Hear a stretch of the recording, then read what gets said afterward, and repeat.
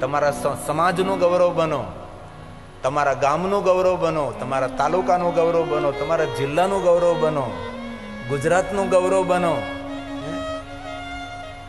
અરે ગુજરાતનું શા માટે ભારતનું ગૌરવ બને? ભારતનું ગૌરવ નહીં, આખા વિશ્વનું ગૌરવ.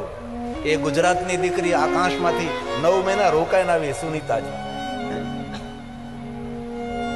આપણા ગુજરાતની બ્રાહ્મણની દીકરી, કેટલું ગૌરવ થાય છે.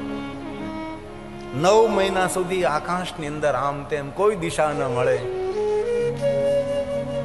આપણા માટે દીકરીઓ માટે ગૌરવ છે, મોટી પ્રેરણા છે. અને તેની જીવન ગાથા વાંચવી જોઈએ કે આ સુનીતા વિલિયમે કેટલી મહેનત કરી, કેટલો પુરુષાર્થ કર્યો, આકાશમાં કઈ રીતે રહી શકે છે. આ બધું જોવું જોઈએ, જાણવું જોઈએ, તો આપણને પણ તેમાંથી કઈ નવી પ્રેરણા મળે.